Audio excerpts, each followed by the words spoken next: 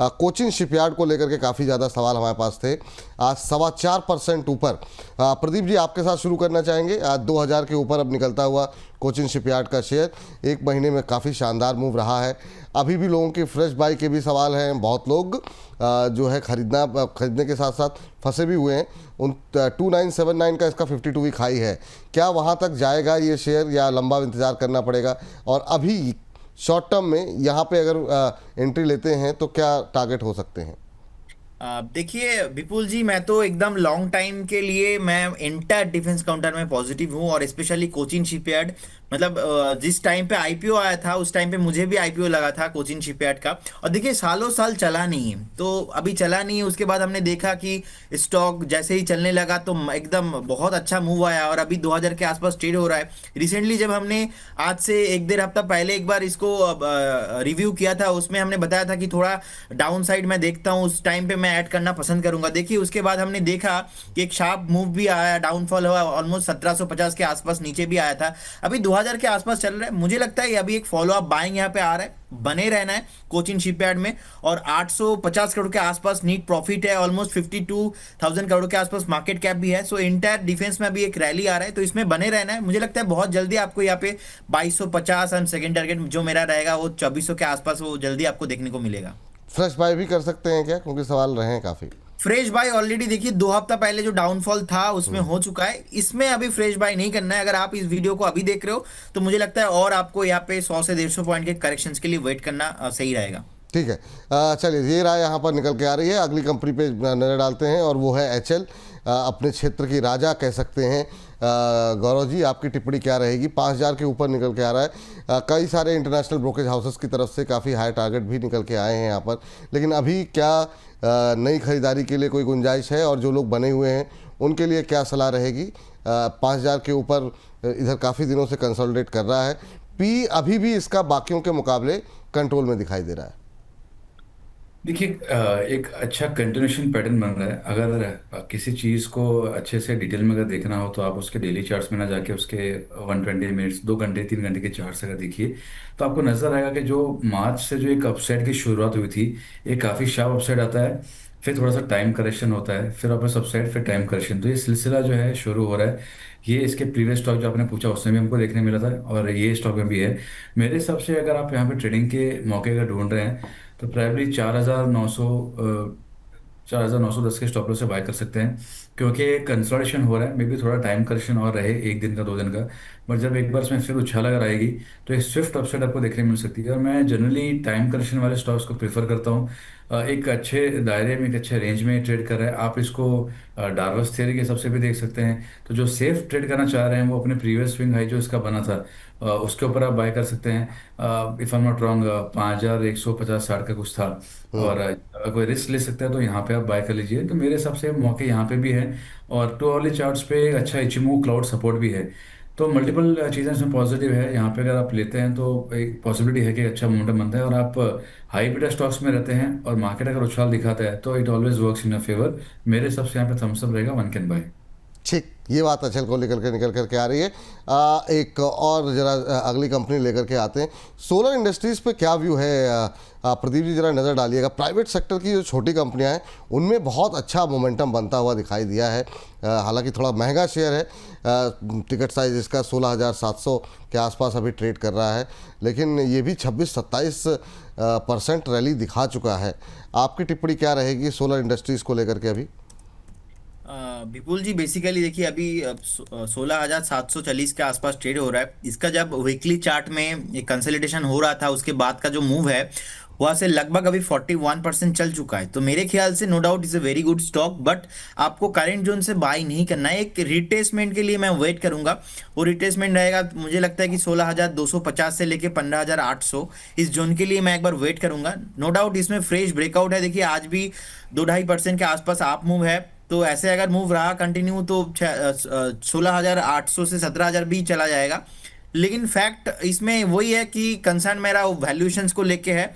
जो कि इसमें इसका आप देखेंगे नीट प्रॉफिट भी ऑलमोस्ट 1260 करोड़ के आसपास है।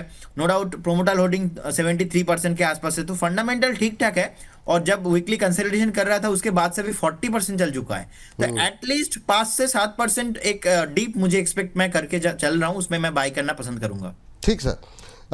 डेटा पैटर्न गौरव सर आपके लिए है ये, जरा नज़र डालिए इस पे क्या करना चाहिए। दो हमारे दर्शकों के प्रश्न भी हैं, और ये शेयर भी डिफेंस में काफ़ी अच्छा प्रदर्शन किया, 29-30% चला है।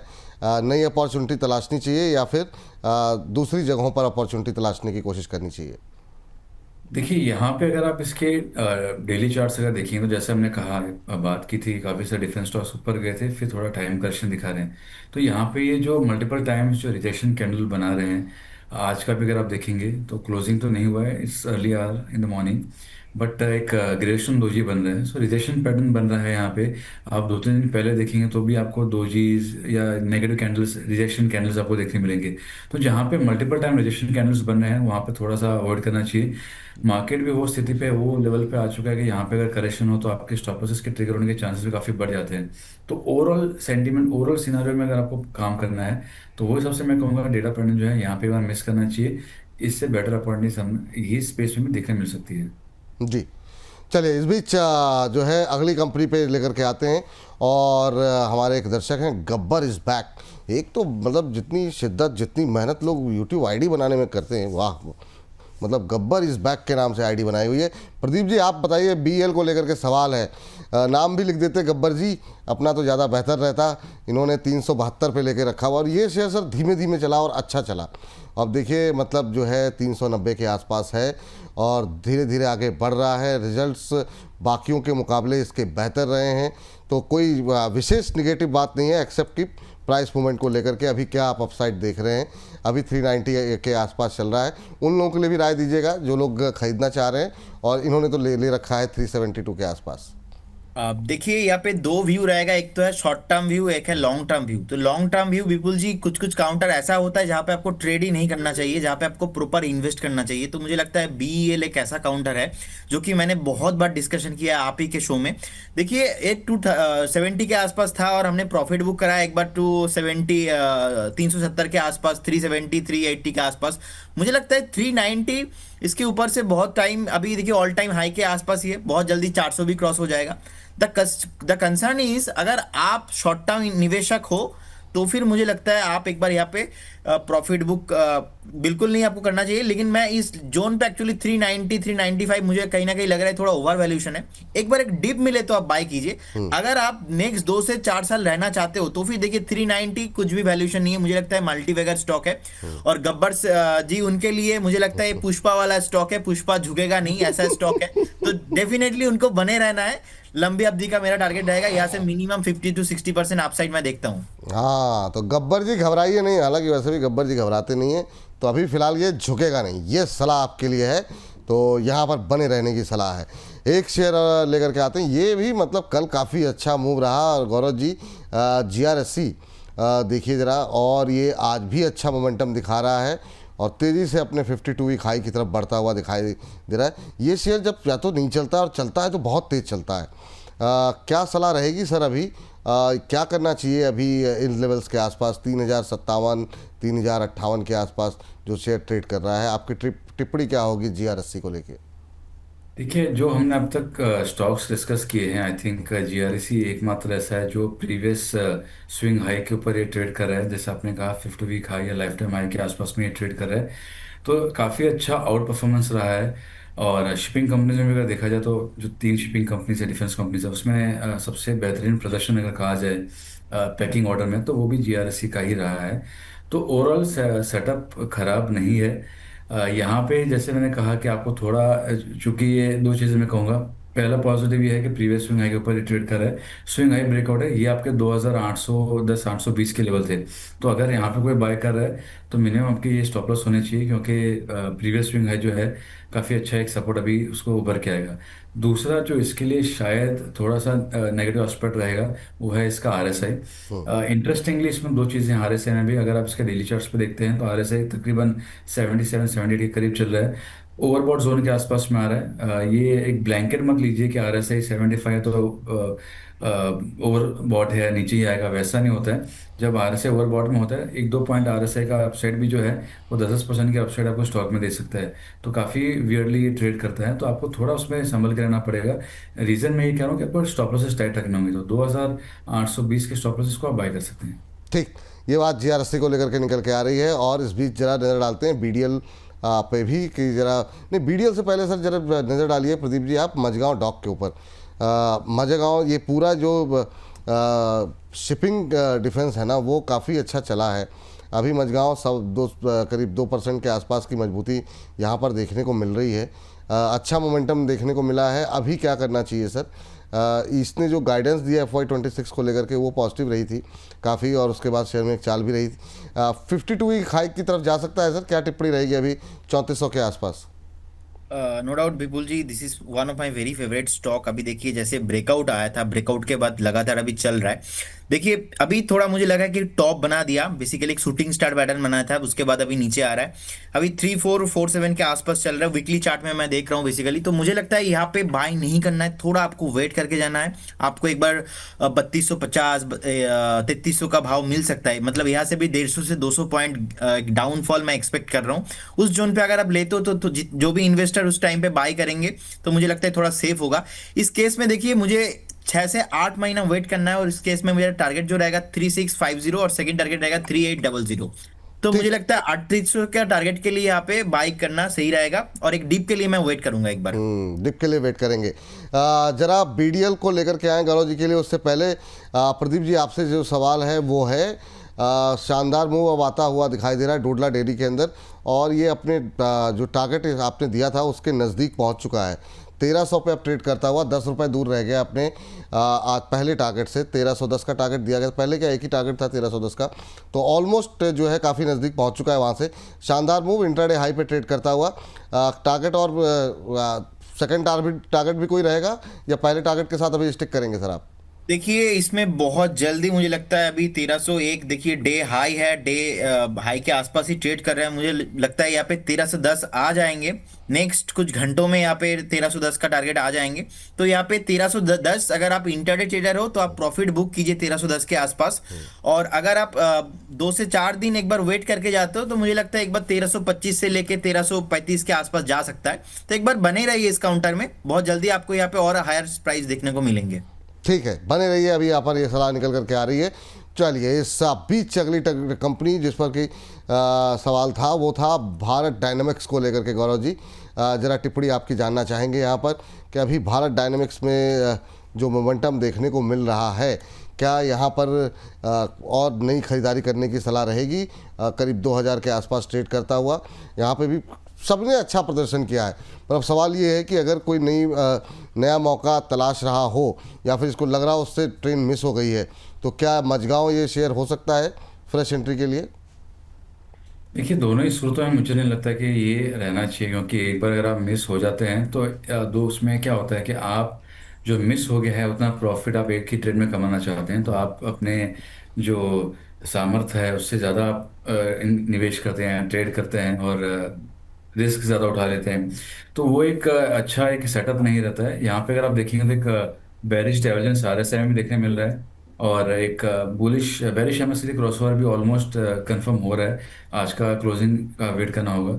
तो दोनों ही जो पैरामीटर्स हैं दैट आर नॉट पॉजिटिव, तो यहाँ पे मैं बाय करने की सलाह नहीं दूंगा, उसको एक बार अवॉइड करने के लिए कहूँगा। ठीक है, अभी अवॉइड करने की सलाह है, ये सलाह यहाँ पर निकल करके आ रही है। चलिए कुछ एक प्राइवेट कंपनियों पे फटाफट बात कर लेते हैं जिनमें कि जिन्होंने भी अच्छा प्रदर्शन किया है। उसमें एक है पारस डिफेंस, 1600 के आसपास अभी ट्रेड करता हुआ। प्रदीप जी, पारस डिफेंस में भी काफ़ी अच्छा मूव आता हुआ दिखाई दिया। ये सारी कंपनियाँ PSU के मुकाबले छोटी हैं, लेकिन प्रदर्शन काफ़ी अच्छा रहा, और ये सब फोकस में आ गए इस भारत पाकिस्तान युद्ध के दौरान। अभी 1.5% के आसपास की मजबूती देखने को मिल रही है।